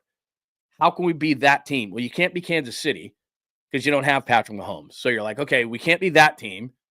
How can we beat Philadelphia? Well, you can beat Philadelphia very not easily, but you started by replacing your defensive coordinator, and now, sorry to do this to you again, see the offensive and defensive line, see all the resources they go with the offensive and defensive line, first-round picks on the defensive line, first-round picks are not a lot of teams do first-round picks, but Lane Johnson, first-round pick at right tackle. Mulata, they got lucky at left tackle, but then in the interior, and again, Juergens is the starting center, and Dickerson is the left guard, second round. Mekhi Becton, they got lucky on you. That's got to happen. Those kind of things have got to happen. But if you look at resources along the offensive and defensive lines for the Eagles, there's a ton of them. And the 49ers have to say, we can be that team. We have a quarterback as good as Jalen Hurts in a different way. We have a running back who did what Saquon Barkley did last year in McCaffrey. So you can do that. You have the offensive weapons. I mean, A.J. Brown is really good. Devontae Smith is really good. Kittle is better than Goddard, but Goddard's pretty good at tight end. So you can do those things. You have similar offensive weapons. You have an effective enough quarterback. You have a superstar running back when healthy. Both teams do. And the difference for Philadelphia and why they are sitting where they're sitting is look at the resources on the defensive line. Look at the resources on the offensive line. That's where the 49ers this season have to say, okay, we're bringing in a new DC. We're actually bringing in an offensive coordinator to help Kyle Shanahan. Shanahan's still going to call plays. But where can we be like Philadelphia? That's where. Right there. And if you don't do that, then I'm not saying they're not going to be in the playoffs because they have a lot of talent on both sides of the ball. It's just got to be healthy talent. But if you're going to play with now the Rams and the Lions and the teams in the NFC, they've all stocked up on the offensive and defensive lines, especially Philly. And that's where you're short. It's just that simple. All right, what have we not talked about along this? Let me go back out to the comments section and see. But that's the team you can be like if you want to make the necessary adjustments. Mike 34 says, even though I hate the 49ers, I do not use the word hate. I wanted you to draft a center in the first round, but you drafted a mid-wide receiver. We'll see what he's going to be. We'll see what Pearsall is going to be, but I don't disagree with you. They're not going to take a center high. They may bring one in free agency. They may draft one in the third or the fourth round, something like that. But they're just, if you're waiting for a center to be taken in the first couple of rounds for the 49ers, I just don't think that's what's going to happen. They just don't do it. And so I'm just warning. But I hope. I think they're good if they have the right guy, and we'll start going through this draft process. I know that everybody's doing their mocks and everything else, but the reality is a lot changes in these things. So the first mock Mel draft was Kelvin Banks, the tackle out of Texas. You know who the 49ers are not taking? Kelvin Banks, tackle out of Texas, because the first mock draft is never right, and everything changes. And I wouldn't mind it. I'm just saying that's those mock drafts. And even though I don't want to get sucked in by them. Like I'm just like, I'm not going to read it. I'm not going to read it. And then all of a sudden I'm like, oh, mock draft. Like mock drafts are like crack. You have to, like, you see it on social media and you're like, I'm not going to click. I'm not going to click. Clicked. This is how it is. So I'm going to have to do mock drafts, I guess. I'm going to have to do mock drafts. Everybody loves mock drafts. And everybody's like, I'm not going to look at the mock draft. It's like if candy's sitting on a table, you're like, I'm not going to eat it. And then all of a sudden everyone leaves the room and then the candy's gone. Like everybody reads mock drafts. Just how it is. So there you go. I know. This is going to be painful as well. Let me pop this up here. Hi, Hurley. I just saw Fox has more Super Bowl Tom Brady nuggets coming our way. You wait. Because Fox has the Super Bowl this year. Well, it's going to be Mahomes, Brady, Mahomes, Brady, Mahomes, Brady, Mahomes, Brady. Who's better? Who's better? Who's the GOAT? Who's better? Who's better? They already did it yesterday. I think, in fact, you're going to call me you're going to say I'm contradicting myself here, but let me see. Like I saw this morning. There it is. I mean, that's all. He's going to be the next GOAT. It's like, stop it. Now I just fell right into the trap, but that's what it's going to be. It's going to be the whole thing. And since Brady's broadcasting the game, that's all it's going to be. Like blah, blah, blah, blah, blah, blah, blah, blah, blah, blah, blah, blah, blah, like back and forth. And you can guarantee right now, as part of that 19-hour pregame show for the Super Bowl, how many times? I mean, they're going to run a 25-hour interview between Brady and Mahomes. You can guarantee that. All right. Do you want an update on the teenagers? A little palate cleanser? Do you want an update on that? And then we can go back to some conversations about the NFL and anything and anything that we can discuss more about the NFL as I'm looking over the comments and the thoughts here on everybody on this Monday. And welcome in. It is John Lund Unleashed, the Unleashed Pod on YouTube, X, and we are also, by the way, I got to double check on Instagram as well because I got all these screens like I told you at the start of the show here. I got everybody, so I got to make sure that I'm checking out the screen. Oh, there's an overhead view of the fourth down again. That's nice. Oh, look at this. Brant Boyer. Have you guys, this happened 11 seconds ago. Brant Boyer, special teams coordinator of the 49ers. That is official. I'm going to pop this up because it's a release from the 49ers. See, with all these screens, I still missed it, but I got it within 11 seconds. Brant Boyer is now your your special teams coach. Brian Schneider is no longer. So Brant Boyer is the special teams coach of the 49ers. So I think they're all set. And they're going to name Clay Kubiak probably the offensive coordinator, although he won't call plays. Before I get to the teenager thing, let me I do have some stuff on Brant Boyer. He's been the special teams coordinator for the Jets since 2016. Obviously an influence from Robert Sala saying that Boyer is good. He's a 10-year linebacker in the NFL. He can't be worse than Brian Schneider's teams were last year. That's the best thing I can tell you. I've popped this up before, but since Brant Boyer is now officially the special teams coordinator of the 49ers, this is expected points on special teams. You've seen this before, and I'm sure you want to puke your breakfast up. But the 49ers were an atrocious minus 63.8 at the bottom there, mostly because of Jake Moody missed field goals. But if you go all the way to number 23, you see a 10.5 and a Jets logo, minus 10.5. That's 23rd in the league, but it is markedly improved from where the 49ers were last year. I've said this before, but I'll just say it again. Fourth in the league with the Cowboys at plus 27.3. Bones Fossil was out there. Really good special teams coordinator, but he went to the Titans rather quickly after that staff was dismantled in Dallas. So Brant Boyer, yeah, not one of the top special teams units, but certainly a hell of a lot better than what the 49ers were. And so he is the special teams coordinator for the 49ers, Brant Boyer. I don't know what that does for you, but he's certainly better than, and let me just do this real quick, and then I'll flash it on my screen, and you can be really impressed by what I do here. But let me just real quickly talk amongst yourselves for just 1 second, and let me just send this over, and that way I can show you what Brant Boyer looks like and everything, and then you'll be suitably impressed because this is coming from the 49ers. So let me send this to myself real quickly here. Then I'll get back to, because I don't want to miss stuff here. That's why I'm doing this. All right. Whoa, hang on. Let me move this screen and that moved up, and I got 50 things going on here at once. So let me show you. I don't know if this is going to be worth the time, to be honest with you, but I'll do it. Hang on 1 sec.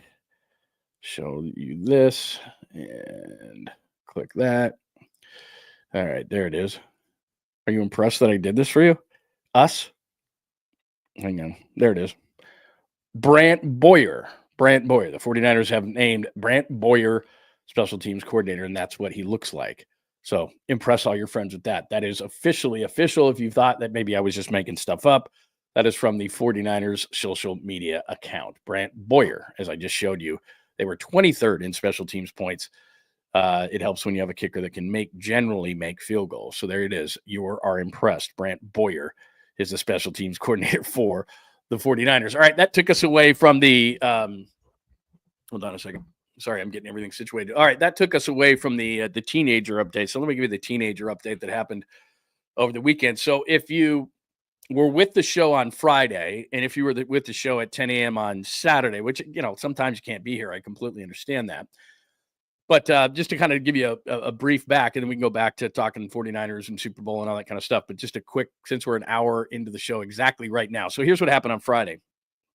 Or was it Saturday? Anyway, my wife goes up to Lake Tahoe on Friday and by the way, says, oh, by the way, there's going to be 6 teenagers coming over on Saturday night. We have, my stepdaughter is 15, and they decide that, it'd be a good idea with, the dad being home over the weekend to have 6 teenage girls come over and run the house. And so I thought, okay, talked to a friend of mine, said, hey, let's go out to dinner because both of our wives were going up to Lake Tahoe together and they took the sons. And so we said, okay. So we go and we watch the Warriors game and everything. And I was nice. I said, look, what do you need? So we get some pizzas. I got a bunch of, popcorn and chips and all the different stuff. Went and got all the 0 sugar drinks, all that stuff. Put it on all the fridges, set everything up, cleaned up the house and said, you know what? Kids are nowadays, they just want to hang in the room. I said, I'm going to get out of the way so you guys can watch movies. We'll heat up the hot tub. We'll do all this kind of stuff and I'll get out of your way. And so as I'm getting ready to leave the house, and like I said, I have a 21-year-old son. I've never really been around young teenage girls other than, of course, being a teenager myself, but, it never, as far as raising them and everything else. So they're out front. I live in a cul-de-sac and they're out front and they're screaming and yelling and everything. And I'm fine with it. And the only thing I said before I left is I said, maybe keep the screaming down, but sort of that, man, you guys have the run of the house, have a good time.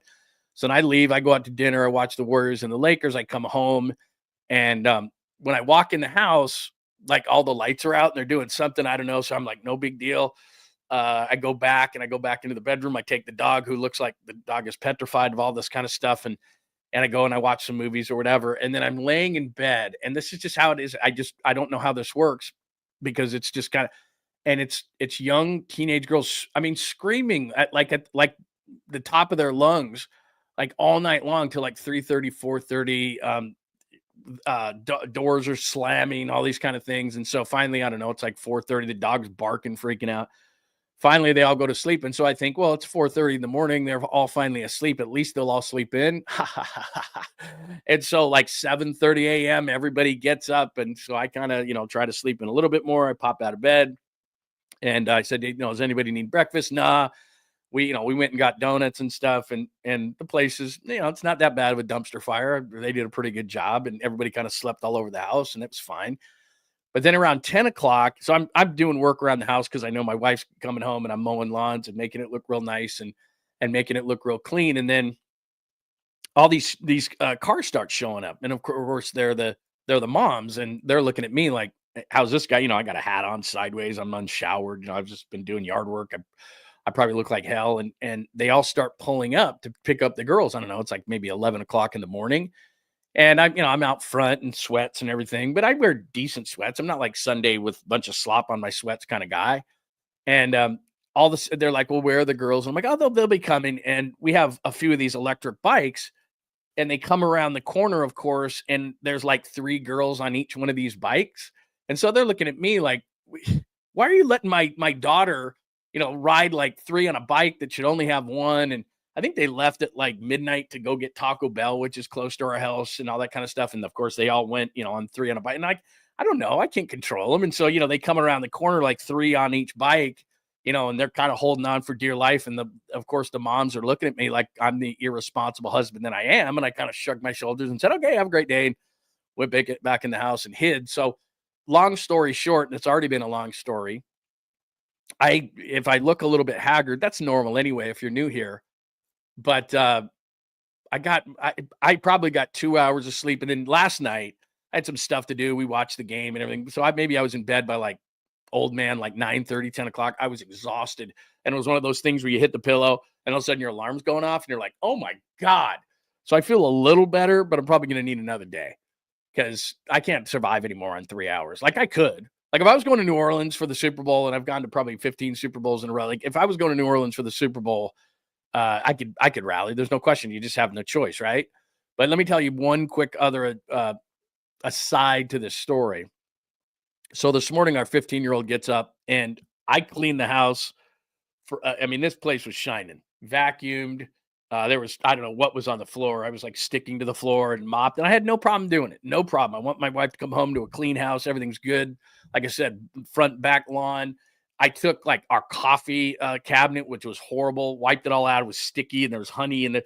So I did all that. The pantry, cleaned it out. The fridge, cleaned it out. Like everything she bought underneath the sink where all the cleaning supplies are, cleaned it out. Like I wanted this place to be like, spotless or whatever. So the only thing that didn't get cleaned was our 15-year-old's room. And the only thing I told her was, I said, you be responsible for your room and then everything else I'll take care of. and she doesn't get it cleaned. And so this morning, as I walked in about 5 minutes before the show, I'm pouring myself a cup of coffee, and I could hear them in the hallway. And I'm probably all this goodwill that I have built up in the closet is probably going to go away right now because I'm exposing this. But I could hear them kind of going back and forth. And my wife says to our 15-year-old, well, all I did was ask you to clean your room. That's the only thing that you had to do. And our 15-year-old shoots back, well, I had to sleep all day. And I started to laugh because we know as adults that if it's self-inflicted, that's not an excuse. So in other words, if you go out, and she's 15, so she's not drinking, but this is the point of reference that I have, which is if I drink, all right, it's a Thursday night, for example, and I go out and I overdo it, and then I have Friday to go, that's on me. Like, I can't have a bad show. I can't be hungover. I can't complain. Like, that's it. If you're sick, if you're legitimately sick, this is how life works. You already know this, but if you're legitimately sick, that's one thing. But if you have done it to yourself, you have not slept, you have drank too much, you have eaten too much, whatever it is, insert here.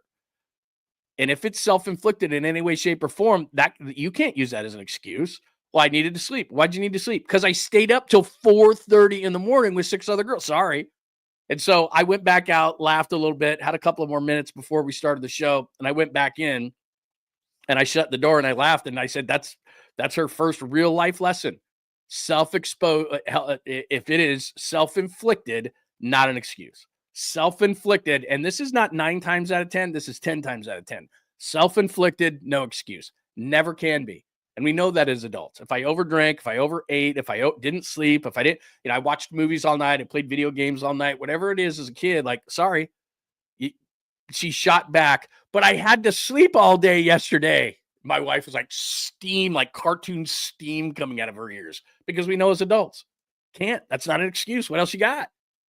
What else you got? No, self-inflicted, not an excuse. Can never be. Can never be.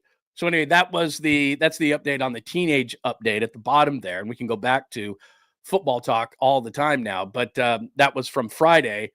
And I survived fine. Like I said, we had healthy snacks out, all the zero sugar stuff. We got an outside fridge in the, in the garage kind of a thing. I set it all up. Idiot proof. A couple of big pizzas came, like the cheese sticks, or like everything was fine. Everything was cool. I heated up the hot tub. We turned the outside lights on. Like everything was all set, and it was cool. Like I said, it totally went off. They had a hitch. She's great. No problems. They were pretty good. And look, girls are going to scream, and I understand that now. Girls are going to scream and yell and laugh and be loud, and that's just the way it goes. So I'm not complaining about the 4:30 in the morning thing. I'm just telling you, and I'm not complaining that I didn't get any sleep. It's not that. It's just I thought the funniest part of the whole thing was when she snapped back at her mom. Well, I needed to sleep all day yesterday. And I went, oh, no, you can't do that. You can't use that. That's not an excuse. Teenagers need their sleep, not these. These teenagers did not need their sleep. Like I said, I can't. If I had to stay, if they said $1 million to stay up till, 5:30 in the morning, now I could do it. And I did, like I said, if we want to start telling some New Orleans stories, and I have on the chalkboard today, New Orleans, and I don't want to let them out because we got 2 weeks of this to talk about. But I'll just say this about New Orleans as we transition and we'll get back to football. And I want to get your thoughts, especially Joy and whatever young ladies are in the room, because I think I handled it quite well. And I'm not complaining. I do not want to come across as complaining. I'm not complaining. I understand. But I learned a lot this weekend, I'll tell you that. But in terms of New Orleans, I'm trying to think of the major Super Bowl locations. Miami, San Diego, LA, here, Arizona, Vegas last year. I've even gone to cold weather cities, Detroit, Indy, New York. I've been to most Super Bowl destinations. It's not even close to me. New Orleans is the best because you can walk everywhere. So from most any hotel to the convention center where Radio Row is, and then from downtown New Orleans, in the French Quarter, to the Superdome is a short bus ride. And that's where they have all the media stuff. And now they do the Monday night thing, but it's absolutely incredible. And you can just walk everywhere. And the food is tremendous and the people are tremendous and all these kind of things. And I think it's just the best Super Bowl city. Now, having said that, my show, let's see, I was doing 10 o'clock with Papa. So my show would start at 1 o'clock New Orleans time, which was absolutely great. East time. And so we could stay up till, we'd go out at like midnight. We'd eat and then we'd go out and, go back to the hotel, whatever. And we go out. We were out till 5, 6 o'clock in the morning. And then we would get our 5 hours. But I can just tell you, especially from like Super Bowl 47 against the Ravens, Pop and I did our show. So we were there for like 10 straight days. And then we do the show on Monday and we leave on Monday night out of New Orleans. And I just couldn't wait. It was just like, oh my God, get me out of this city. And of course they had lost. And it's the same thing in Vegas last year. We're in Vegas for 10 days, which is about 8.5 days too long. And I couldn't wait to get home. But that was just like a short, it's a quick jumper. It's like what, hour and a half or whatever it is from Vegas. New Orleans, you're in a plane for like 4 hours. And you're just like, oh, I can't wait to get home. But they're very similar. I was telling my son, because he's been to Vegas, I was like, because he's going to New Orleans. And by the way, next week he will be our special correspondent, which by the way, not free.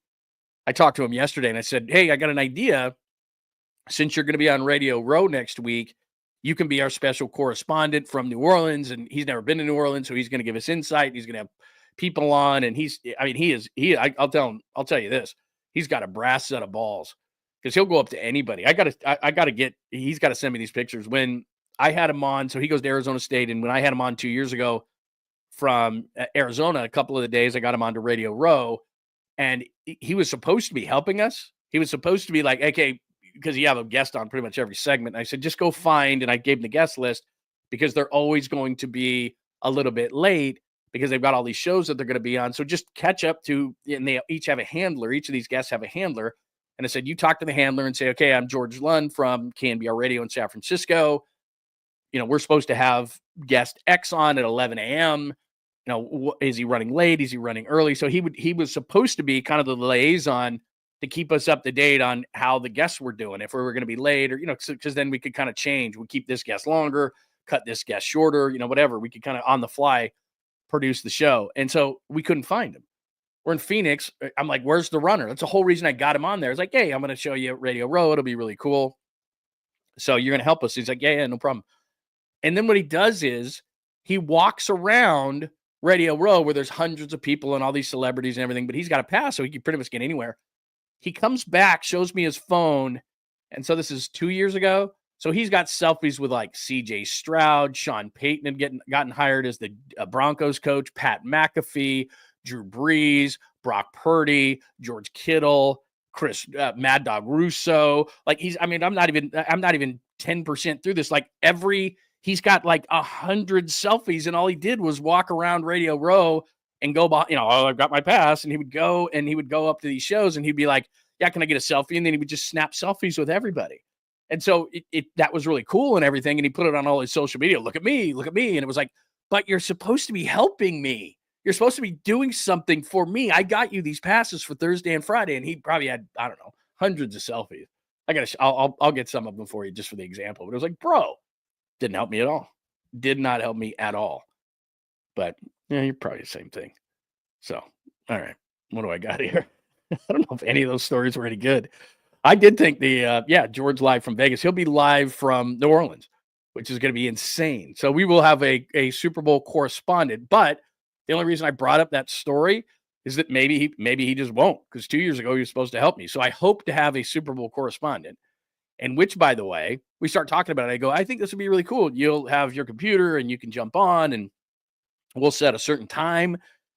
And then he's like, yeah, we'll do that. And he goes, how much you paying me? Like, how much am I paying you? How about I'm paying for your college? I'm paying for your rent. I'm paying for your life. Like, right? I'm paying for everything. And he's like, how about $50 a hit? I'm like, $50 a hit? Kid's asking me for $50 a hit. I'm like, geez, brutal, man. God. No Giants talk today, Steve. We'll do it later in the week. Today is purely an NFL day and a Super Bowl day.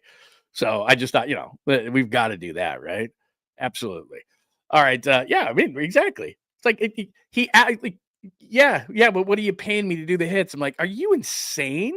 I'm paying everything for you right now. I'm your lifeline right now. You couldn't breathe without me, but whatever. It's fine. I told him I'd pay him $50 a hit because I'm going to send him money anyway. So why don't I just make him earn it?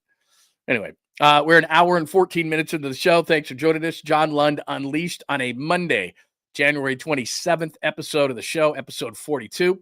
Sala official. I played that, or I showed you that before. Let me go back to some of my, what it says here, media assets.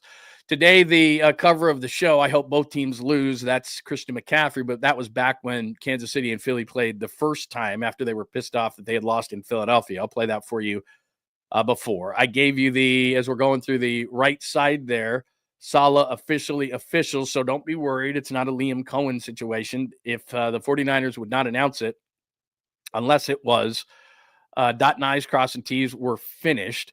Also, about 15 minutes ago or something, 10 minutes ago, 49ers officially announced Brant Boyer as their special teams coordinator. And I popped that up before, and many times they were by far the worst special teams in the NFL last year. Boyer still minus 10.5, but there's got to be something with Brant Boyer because he's been the special teams coordinator for the Jets since 2016. And we know that there have been different regimes of the Jets go through that. So he must be a quality individual that people like, because you're not going to survive the Jets as bad as they've been for the last 9 years, regime after regime, if you kind of don't know what you're doing. So I would imagine that would be an improvement.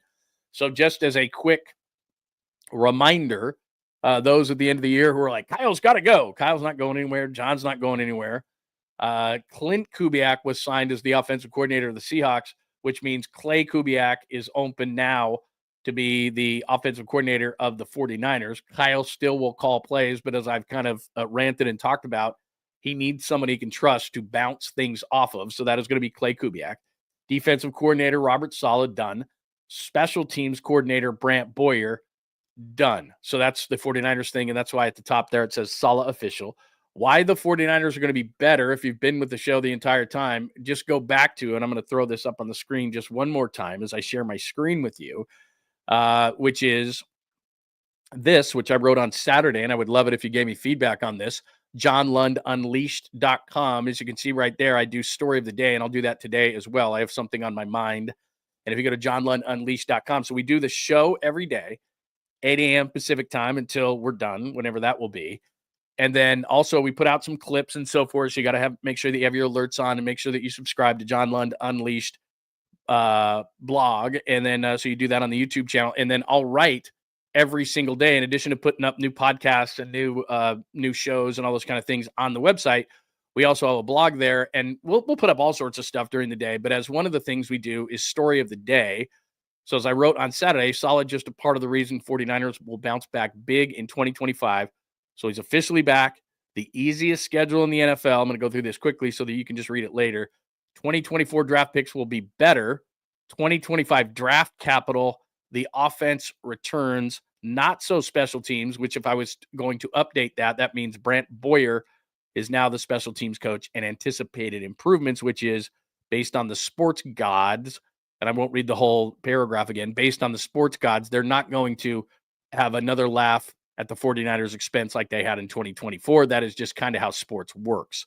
So go ahead and check that out when you get an opportunity on the blog or on the website, which is all things John Lund Unleashed. Very, very simple. All you have to do is go to johnlundunleashed.com for that one. So that is what's going on as far as that goes. I'm not going to talk anymore about Kansas City. If you want to go back, and I threw a bunch of superlatives on the Chiefs, you can go back and you can watch that because people got angry because they thought I was giving the Chiefs too much love. The only thing I'll say to just recap that is that Buffalo had chances. And as much as people want to say on social media, and we kind of follow like sheep, yeah, that's right. The referees did give them the game again. Well, I think that Dalton Kincaid could have caught that pass. Offensive coordinator Joe Brady should have known that on that fourth down, even though they didn't show it, that they were coming with a blitz, because that's what Kansas City does. We know that as 49ers fans. And new stats, the way that they do this, of course, next-gen stats, look to the left side. 10 is open, 26 is crossing open, and Kincaid should have caught the pass, where it was ultimately thrown. So, yeah, I get it, and we can all be sheep, and we can all say that the refs did it, and it's the zebras and everything else. And while they helped, again, the Bills had a chance to win that game.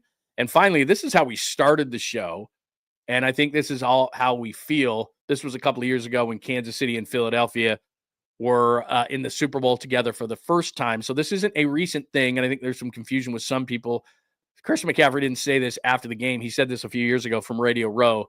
Doesn't like Kansas City or Philadelphia. The Chiefs are going to expose the Eagles defensively, something that he thought you guys could have and should have done if everyone had stayed healthy. Do you agree with him? You know, I hope both teams lose. To me, So there he is. And of course, that was after they had lost the game, the NFC Championship game in Philly where Brock got hurt and all that kind of stuff. So that's what he said a couple of years ago. So I think you're caught up. I said Kansas City equals the Warriors. We love it when it's on our side, or Joe Montana, but we don't love it when it's them. Bills 49ers on the chalkboard simply means that we feel you, Buffalo. We feel you, because the 49ers on an NFL level, the Bills on an AFC level, in terms of that's just the Chiefs being the Chiefs. Random stuff, which I haven't done a ton of random stuff because we've been focused on the NFL so much, the Niners and the Super Bowl matchup. So we haven't done a ton of random stuff. Teenager update I just gave you, and we haven't gotten to a Caboose pistol yet. So you are caught up on everything today on a Monday edition of the show. Let's see. We do have some people who I haven't gotten to as far as people contributing to the show today, and you can always do that through Supers and make sure that you get your thoughts on the screen. Thank you to Wonderboy contributing $4.99 to the show. Thank you very much, my friend. Always appreciated. Started the show late. I'm a diehard 49ers fan, and I'll be pulling for the Chiefs. Wow, there you go. I'd rather see all-timers win than the Eagles fans celebrate. That's interesting, and so that'll lead us to a question, and I'm glad you said that, because I was under the impression here early, and it's only the Monday after the championship games, I was under the impression that everybody, and I do mean everybody, is rooting against Kansas City, but there's some logic from Wonderboy. So do you agree with that, or is just everybody else but Wonderboy rooting for the Eagles? And I even hate to say that. It's just weird coming out of my mouth. Rooting for the Eagles. I'm not rooting for the Eagles more than I'm rooting against the Chiefs, but I see what Wonderboy is saying there, because I'm the same way. I like greatness. So I believe, even though I think I haven't seen the line. What is the line? I'm embarrassed to say I haven't seen the line. I would think Philadelphia. I think Philadelphia's a better team, but 15 is on the Chiefs, and that's kind of how I feel every game they're going into. I think Buffalo probably could have won that game, or should have won that game, but they have 15. The Niners, I think, if you went position player by position player last year between Kansas City and San Francisco, I think the 49ers would have more check marks on their side than Kansas City, but you can't put a number on Patrick Mahomes and what he can do. So I get what you're saying. I really do. That is, you're watching a game and you don't know how you're going to feel. Like, you think you're going to go in there and not root for the Eagles, but root against Kansas City. But then Mahomes starts making plays, and we kind of all root for greatness. We all go back years later and say, well, I saw Jordan play, or I saw Curry play, or I saw Montana play. And, you know, the greatness of those players sometimes, even though I am propping up Kansas City again, which is not the point, but you do want to watch greatness, and you do appreciate greatness. So a lot of times you might say, well, I'm not going to root for said team, but the greatness of Mahomes, and he's just going to make those plays, and you start going, man, I saw that greatness. So that's a good point. That's a good point. Give me your thoughts on what Wonderboy says there. And again, thank you for the contribution to the show. Always much appreciated, and that's an interesting point. Skills report. That's my guy, Skills report. He says the following: on Saturday, I passed out my desk and dreamed I hit a 350-foot home run with an empty soda bottle. I'm sharing this for no reason. You ever have that?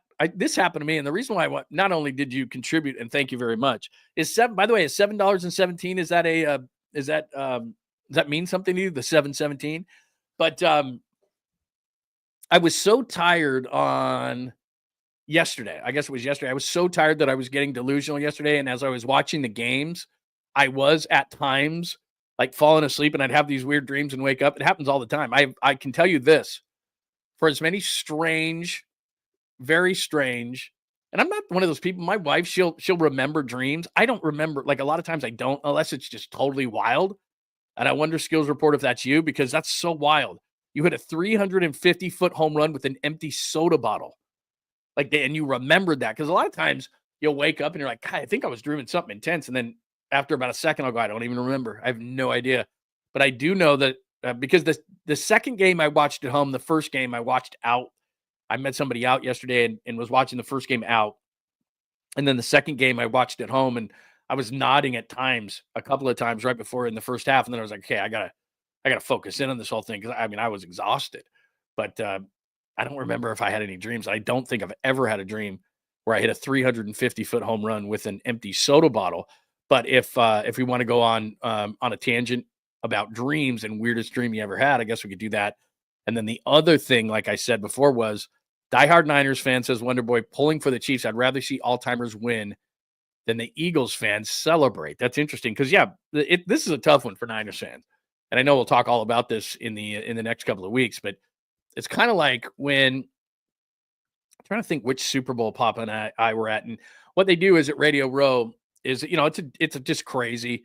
And it's evolved really into everybody having cameras. It's not Radio Row anymore. It's Media Row, and everybody's got cameras and lights and all these kind of things. But what also happens is that they have this big mural on the wall, right, with the two teams. And the mural 9 times out of 10, unless there's a really great player on the other team, that like they'll put Bosa up there or something, but 9 times out of 10, they have this giant mural in Media Row, and it's the two quarterbacks.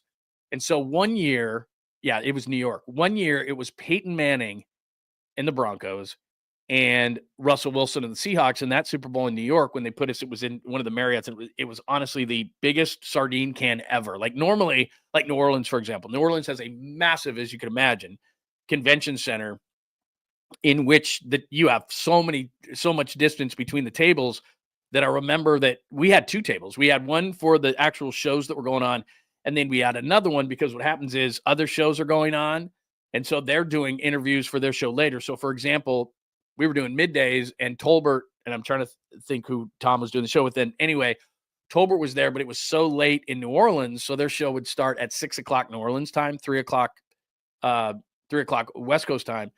And at 6 o'clock, like everybody's gone. Everybody, especially in New Orleans, they're going to the bars or going to dinner or whatever. So no one would be in there. So Tom would go in there early and he would record interviews. And so we would do that on the second table, and then they would run those back for later. And they would do that on the second table. So there's so much room in the convention center in Vegas. It was great. But like in New York, it was just like you were like in there because there's no room in New York. So it was crazy. But my point is that so in the convention centers the whole time, and they had us staring right at this giant mural. And it was Peyton Manning, and that was when the Raiders were still in town. So it was Peyton Manning, who the Raider fans hated, and it was Russell Wilson, who the Niners fans hated. And we had to stare at those two like the whole week. So every day you'd walk in and you were like, oh my God, I have to stare at Peyton Manning and Russell Wilson. And that year, I remember we had Kaepernick on, we had Aldon Smith on, we had like all these former Niners, and they said the same thing. They'd sit down at our table at Radio Row, and the first thing they do is look up, and there's Peyton Manning and Russell Wilson. They had us the closest table of the wall, staring. You couldn't help it. Like you had to turn the other way to not look at it. And they would just sit down, and the first thing be like, "Really? This really?" I think they thought that was funny. I think the people that ran Radio Row or Media Row now, but Radio Row back then were like, "Look, we're going to do to San Francisco." We're like, I hate you guys, hate you." You could also thank you, Michigan Niners fan. He became the latest member of the Lund Loyalist Club, and it's very simple. And hopefully over the weekend you saw this. What I do is I will send certain videos out, especially the story of the day, for example, and they will be sent to members first. Also, like I said, we're going to have chats and all these different things. I will not take, I think it's like $5 or $6 per month, which is totally worth it. And what we do is we give members certain perks and that are members only, like send out certain videos that are just members only or chats or things like that. So it is well worth your time if that is something that you want to do. No pressure whatsoever. As I often say, I love all of my children equally, except for the daughter who kept me up on Saturday night till 4 a.m, but I'll get over it. It's just going to take me a minute, a couple of days here. All right. Let's see. What else do we have planned? Good morning, Pine Needle. Let me see here. Yeah, they do got to get a second tight end, but that's not what I was trying to pop up. Blame the Chiefs is like a long night of poker where you win and win and win. Then on the last hand, some loser gets a royal flush on the river. Totally right. And that's what I mean is, so you're watching that game yesterday. Josh Allen's the MVP. Josh Allen's the MVP. Josh Allen's the MVP. Mahomes wins the game. He gets the girl. I mean, that's what it is that every single year, whoever can win the MVP, it can be Lamar, it can be Josh Allen, it can be whomever it's going to be. But yet Patrick Mahomes is to the point in his career where he doesn't have to prove anything. He doesn't have to throw for the most touchdowns, which he did early in his career. He doesn't have to throw for the most yards. He doesn't have to be the first team all-pro quarterback. Like when people say, and I've been guilty of this, I've done it. I looked at Mahomes, like last year, for example.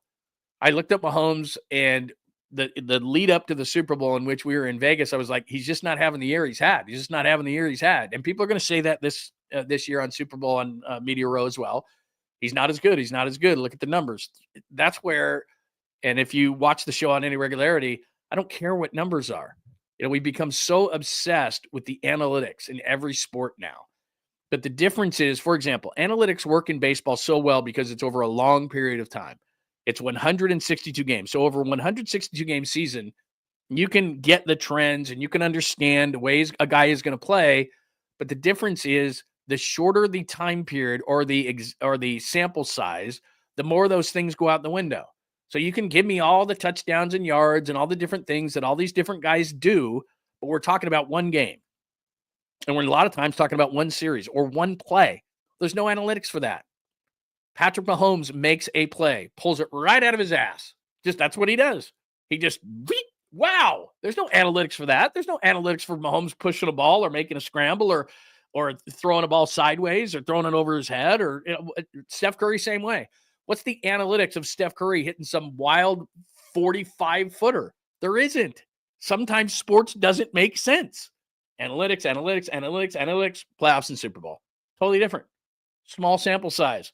Great players make great plays. There is no, that's it. And Josh Allen, in the back of his mind, no matter how confident he looked, and he didn't at the end of that game, on that fourth down, if you thought, that same fourth down, Mahomes versus Allen, we're all sitting there going, Mahomes is going to make this play. We know it. We know he's going to find a way. Scramble, throw, last second, falling out of bounds, diving. He's going to make that play. Josh Allen could be the MVP this year. He's 6'5", 240. Can run through a brick wall, do all these different things. But on the biggest play of their season, Steve Spagnuolo throws a blitz at him that the offensive coordinator should have known was coming. He moves to his right, two wide open players to his left that he can't see, and lobs one up. And even though it's not on him, Dalton Kincaid should have made the catch, and the Bills go home. I mean, that's the way it goes. Kelsey makes the catch. Mahomes sees the other two guys, whatever the case may be, or he scrambles for it or whatever. And then you say, all the nerds and all the geeks and all the number guys go, does not compute. Yeah, it doesn't. Because there's no explanation. How many times do we just go, what happened? And I don't want to go over the plays because you know what I'm going to talk about. Jet Wasp where Bosa gets held. I don't know. I don't know how Jimmy Ward loses or Emmanuel Mosley loses Cheetah on that play. I don't know. I don't know how Mahomes is backing up and throws that ball. I don't know. Doesn't compute. All right. I said I wouldn't say that, and then I said that. Oh, man. Yeah, it's kind of like that kind of a thing, Pine Needle. If I join the Loyalist Club, do I get to board the plane early? Yeah, it's kind of one of those things. And I do believe, I haven't flown Southwest in a long time, but isn't in 2025, doesn't Southwest go away from the ABC, the boarding thing? When does that happen? I think it's coming up because I think they decided that they're not going to do that anymore. They're going to be a normal airline, which I am fine with, by the way. If we want to start to go down to randoms on the right side, I'm totally fine with that because you can't get an A-list anymore. Like I would even pay for A-list and you'd get like A30. Like I just paid you $60 for A30. I don't know what's going on. Like you couldn't get A1 through 15 anymore. I don't even know how they're doing that anymore. It's crazy. One-time fee. It is monthly. Sorry. It is monthly. Sorry. I don't want to spread misinformation. But believe me, I will make it well worth your while. And by the way, and you know me, I'm this way. If there's anything that you could suggest to make it worth your while, what would that be? Like, do you want to do meetups? Do you want to do, probably don't want to do meetups. You're like, boof. But whatever you want, like whatever you think would be worth your hard-earned money, what would that be? And because I have an idea of what I want to do, but maybe that's not something you'd want to do. Like, you're like, I really don't want to meet you. I really don't want to be around you. I totally understand that.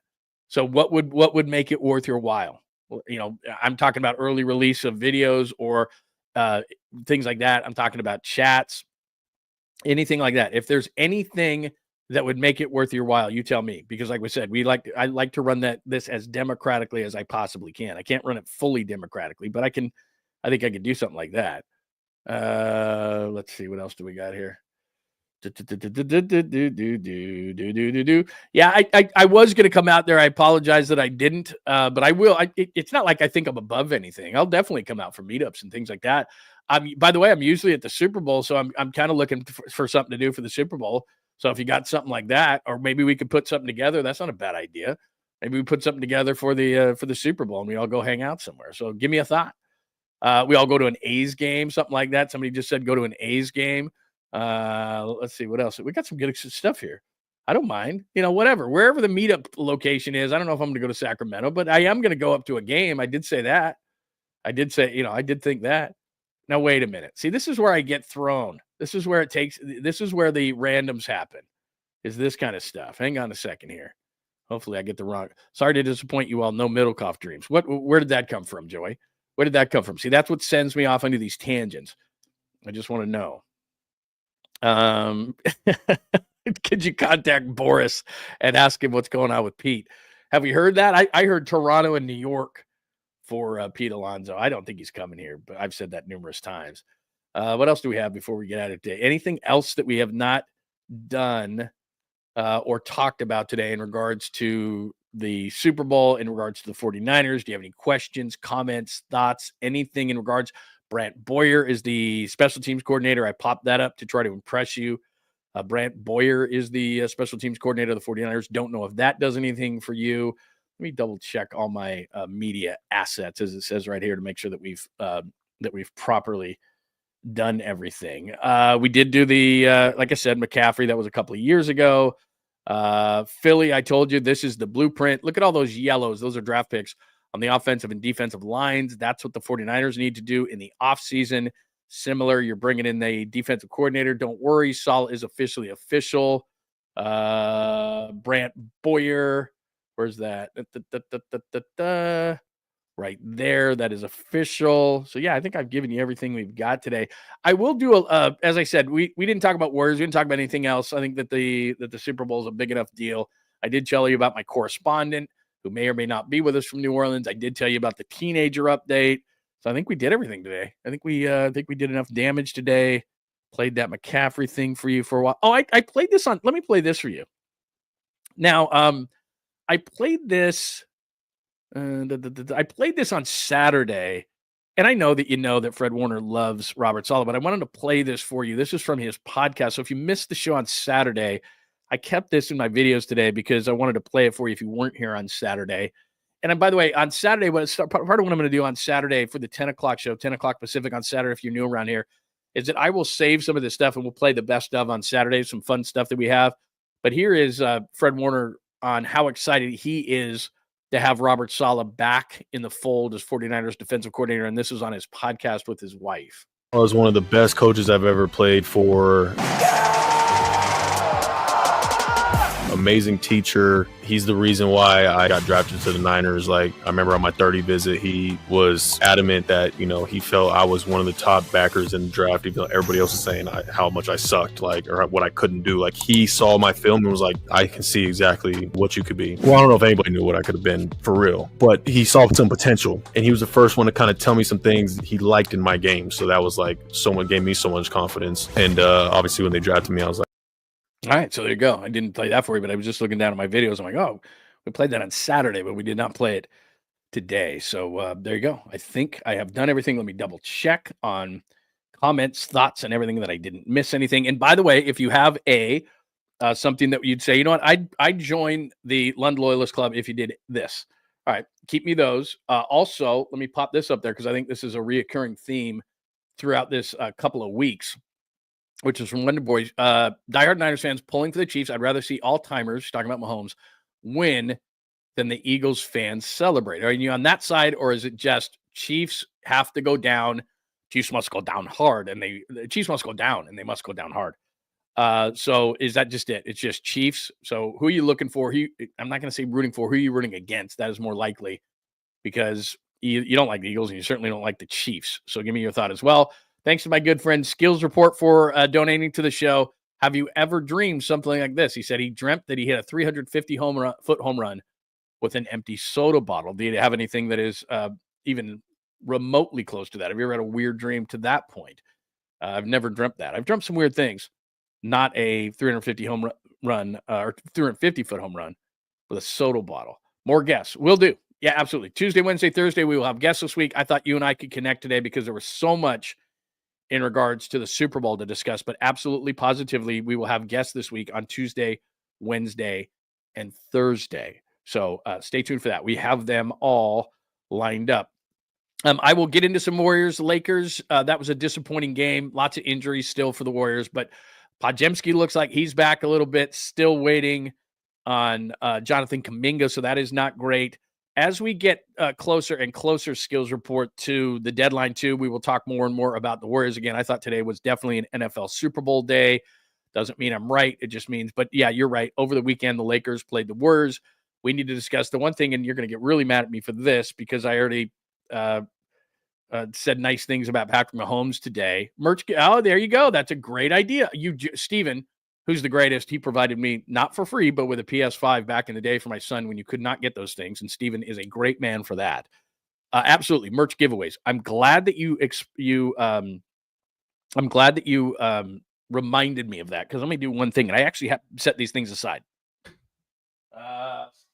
So first of all, I have a children's hat. I think I've told you this before, and I think I might have two of these. But if you contact me, and if you go to the website, I've got an email address on there. So go to my website, johnlundunleashed.com, and where it says contact, the first person to hit me up, this is a children's. See, this is a children's hat. And I don't know why they sent me this. And we're going to have more of these made. You can see the one that I have. We're having more of these sent in. So these are just trucker hats, and they're adjustable in the back. So if that's something that you would want, then what I'll do is I will order a bunch of these and stuff like it. But I have a children's one. So if you hit me up on the website where it says contact, I'll give you that, the first one. And then I know this is so random and so weird. Random and weird. Okay. Before I show you this, I realize it's random. I realize it's weird. So I'm going to give you a backstory and then I'm going to show you something. So back when we built this studio that I'm sitting in right now, which is adjacent to our house, probably, how long has it been? Probably 2 years ago or so. It's all my stuff. I'm going to get another camera in here so you can see this whole place, but it's pretty cool. A couple of TVs, a bunch of stuff. This is just my background, but there's a little couch here because when we have 6 teenagers over at my house, I got to sleep out here and it's got to fold out and all these different things. And it's, it's good. It doesn't have a bathroom. Other than that, it's really, really good. Insulated, heat, cold, whatever. I could stay out here for a long time if I didn't have to go to the bathroom. I even have I even can bring the air fryer and microwaves out here. I should have a coffee machine, but okay. That's beside the point. I've got all sorts of sports stuff in here and everything. And my wife is like, I just want one thing. She doesn't come out here often, but she'll sit on the couch and hang out and we'll talk. But she said, I just want one thing. And this is when we first built this thing a couple of years ago. She went to an auction and she bought my son, George, who's a Raiders fan, a bunch of Raiders stuff, really nice stuff, well framed, very cool. But again, I'm just prefacing all this with this. So she bought this at an auction because she wanted one piece of her thing in here. And I said, it's got to be sports related. So she said, okay, I want one thing. And this is what it is. It's an autographed, this is really nice, autographed, professionally framed picture of Jim and autograph. That's a real autograph there at the bottom. It's not some poster or something. And you can see that it's got the authentic, the authentic at the bottom of it there because it's shining. And so I'm going to put this up for just the members. She bought this for about $400, $500. I mean, it's really nice, but it's Jimmy. So it's got some shine on it. There you go. But anyway, a lot of people would probably, like, if this was a Joe Montana or Steve Young, I get it. Knocking all sorts of stuff over. But the point is that some people would want an autographed Jimmy Garoppolo, and they might put it in their man cave or their woman cave or whatever cave, or above their bed because it is Jimmy Garoppolo after all. So whatever. I'm not saying how you have to use it. Maybe some people would want to burn it because he missed Emmanuel Sanders on that throw. I don't know. But it's a nice piece of art. It's just that it's not up in the studio anymore because it really doesn't fit. So that's what she wanted in the studio, but she understands that that's no longer the case. We've made some concessions, and she has some other things in here that are, that are more. So I'll put that up for auction if people want to do that. Now I know that's not the greatest thing, but it's nice. And if you were a 49ers fan and like I said, you had some sort of a 49ers cave or shrine or whatever, it's pretty nice. So what I'll do, no, it was not sticky when I received it. But I will, things like that, I'll get better, but I'm just saying, like, that's something that I'll put up there for just people who are members. So we'll do stuff like that. No, $10. She paid like $400 or $500. It's nice. Like, it's really nice. See, I knew I would get this reaction. All right, fine. That's fine. Anyway, I tried to preface it, and I still got the stuff that I knew that I would get from people going and like it. Anyway, so we'll do better. But anyway, hit me up with that. I do have some of these hats, but I'll get a bunch more of these hats. And we have some T-shirts and stuff like that. So, yeah, you're right. This all started with Steven. I will get memorabilia. I'll get stuff from the show. And then, yeah, we'll get some memorabilia, and we'll get that. That's a great idea. That is a great idea. That would make it worth your while to be part of having the opportunity to get stuff like that. That's a great point on that. All right. Anything else that I may have missed today? Hi, 13 seconds. Good to see you. Anyway, I think Antonio, good to see you. I'm not watching the Super Bowl. Puppy Bowl will be on my screen.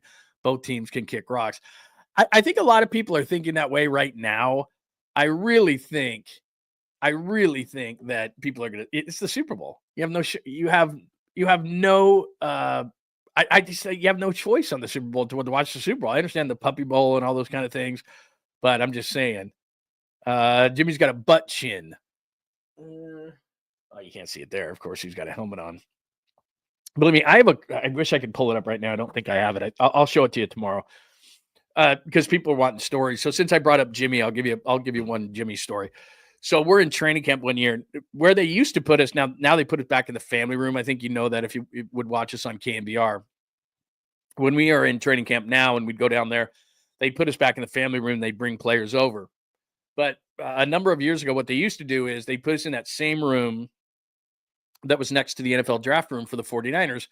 And all the players had to do was right up these stairs from the field. So what players would do is, they'd walk right off the field. It's middle of summer, they're pouring sweat. It's not exactly their best moment, in the way that they look, right? So players are coming up and we're sitting there and they're stinking and sweating and doing all that kind of stuff. And they come down, they come up, I should say. So there's the field. And then all they do is they walk up a small set of stairs, and there are me and Greg, and we're just sitting there doing the show. And so one year, and our cameras are in there and everything from KNBR. So not only are they we're listening or whatever, you're listening on the radio, but also they're doing the video of it. And so me and Greg are on one side of the table, and the player would be on the other side of the table, us two, them. And for some weird ass reason, Jimmy Garoppolo comes up there, right? For one year. And he comes walking up, and he still had his helmet on and everything. And then all of a sudden he takes his helmet off, and it was like it was in slow-mo. Whether you like him or not, he's a good-looking guy. So it was almost like in slow-mo. And while everybody else had this big red face, they're just coming off the field. They're dying, other than like Robbie Gould came up one year as the kicker. He's not sweating at all. But Jimmy takes his helmet off, and I swear to God, it's like this. Oh! And he's not sweating at all. It's like the sun had come through and kissed his Italian skin to this brown color, like perfectly done. Just looks amazing. And I'm like, how the hell does everybody else walk up here and is profusely sweating? Or if it's an offensive lineman, he has the biggest red face, and it's nasty, and they take their pads off and there's sweat everywhere, and they got this t-shirt underneath, and it's like, oh my God. And Jimmy comes off the field, bronzed from the sun, not a bit of sweat. His hair is not messed in any way, shape, or form, despite the fact that it's been on his head for like 3 hours. I have no idea how this can happen. And so rather than sitting across from us, and it's me and Greg, so for some reason, he moves his chair to like towards my side. And so the guy starts videoing, and I could see it because I could see, obviously they have a TV screen back at me to show us what it looks like on TV. And after the first question interview, I go, absolutely not. I'm not sitting by him. Like, there's no way I'm sitting by him because I look like the Elephant Man, and I'm sitting next to Jimmy Garoppolo, and it's like, no. So I went to the other side of the table and got completely out of the shot because it's like, I'm not sitting next to this dude who for some reason comes off of a training camp field where everybody else is red or sweating or just, it's like, you wouldn't want your driver's license picture taken at that particular point, but somehow the gods hit him perfectly through his helmet in sun, and he's bronzed and not sweating and not a hair out of place. And you want to sit next to me? Like, no way. No. And so I literally asked him a question and then walked around Greg on the backside and sat on this side and was not even in the TV shot anymore or the video shot anymore. Cause I'm like, no, not doing that. So anyway, there you go. True story. All right. What else do we have? Yeah. Sam Hartman. Who brought Sam Hartman up? Yeah. Of Washington, like that. I mean, it's just like the modern day.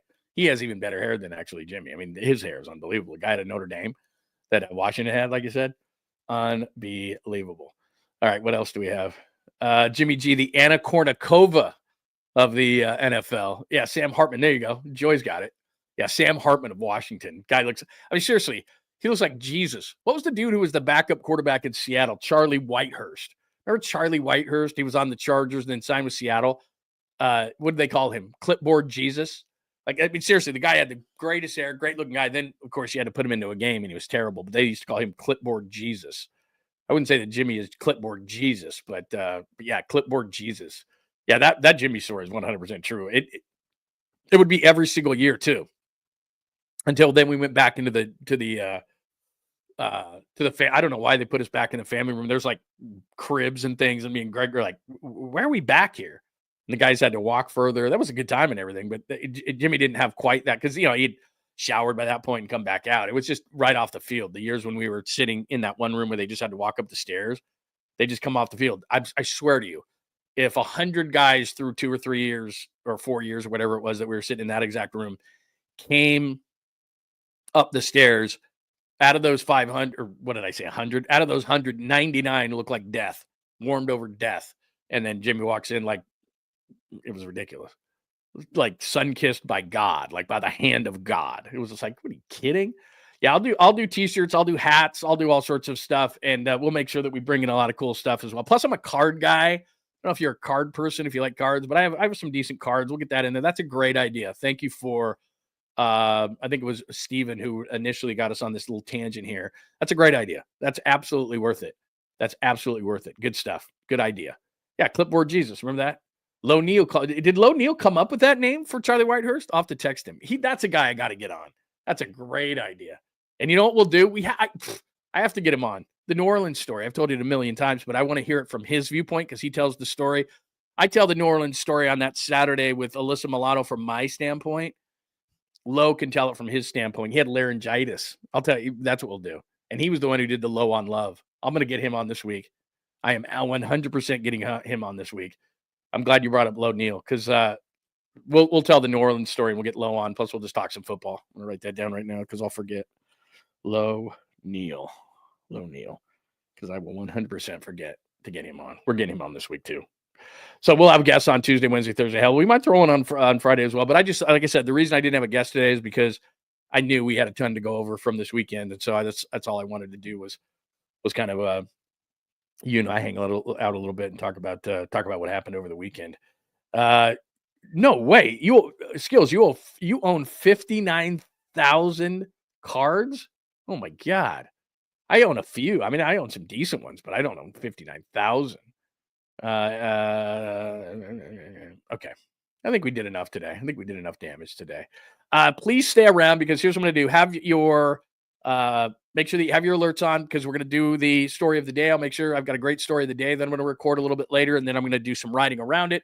Please make sure that you check out the new website. Like I said, I've got the piece up there right now on, let me share my screen one last time with you, on the story of the day, which I wrote on Saturday, which is still very relevant today, which is Sala just part of the reason why the 49ers will bounce back big in 2025. So not only is there a video right there, it's about 10 minutes long, not too long for you, but all the reasons why the 49ers will be better. So I've got that up right now so you can hang out and check that one out as well. Plus, like I said, make sure that you're making sure that you are subscribed to everything. We're going to hit a button. We're going to have a podcast up in 2 seconds of this show. If you missed any of it, all you have to do is go to Apple, Spotify, wherever you get your favorite podcast, JohnLundUnleashed.com. Please subscribe on the YouTube channel. Thanks for hanging out on the Instagram and X as well.